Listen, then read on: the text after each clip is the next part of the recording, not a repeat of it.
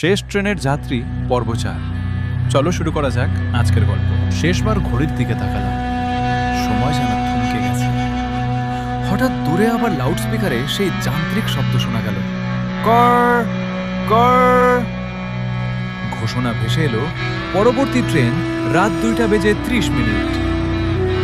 আমি ক্লান্ত হয়ে সেই সিমেন্টের বেঞ্চে গিয়ে বসলাম।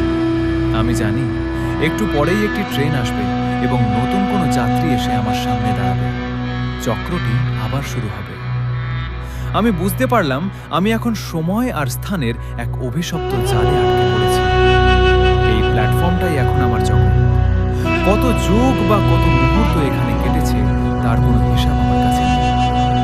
আমার ঘড়িটা অনেক আগেই অচল হয়ে গেছে, কিন্তু তবুও লাউডস্পিকারে প্রতি রাত 2:30 সেই একই ঘোষণা শোনা যায়। হঠাৎ একদিন আমার মতো দেখতে সেই মানুষটার চলে যাওয়ার পর যখন আমি একা বেঞ্চে বসেছিলাম, তখন একটা অন্যরকম শব্দ কানে এলো। এটা কোনো ট্রেনের শব্দ নয়, এটা ছিল কারো পায়ের আওয়াজ। খট খট খট। আমার মতো দেখতে আগের যাত্রীটি যখন এসেছিল তখন কোনো শব্দ হয়নি, কিন্তু এবার আওয়াজ পাওয়া যাচ্ছে। আমি মাথা তুলে তাকালাম। কুয়াশা ভেদ করে একটি ছোট মেয়ে প্ল্যাটফর্মে এসে দাঁড়িয়েছে। তার হাতে একটা পুরনো হারিকেন। সে আমার দিকে তাকিয়ে হাসল। তার হাসিটা ভয়ের নয়, বরং খুব পরিচিত এবং মমতাময়। সে আমার পাশে এসে দাঁড়ালো এবং মৃদু স্বরে বলল, তুমি কি বাড়ি ফিরতে চাও? আমি অবাক হয়ে জিজ্ঞেস করলাম, তুমি কে?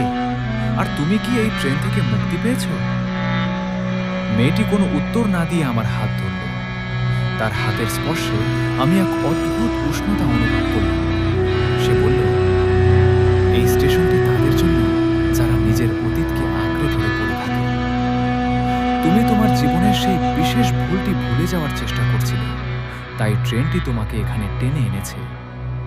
কিন্তু মনে রেখো, অতীতকে ঘৃণা করলে তা পিছু ছাড়ে না, বরং তাকে মেনে নিলে তবেই মুক্তি মেলে। আমি চোখ বন্ধ করলাম এবং আমার জীবনের সমস্ত শোক দুঃখের স্মৃতিগুলোকে মনে মনে অনুভব করলাম। আমি চিৎকার করে বললাম, আমি সব মেনে নিলাম।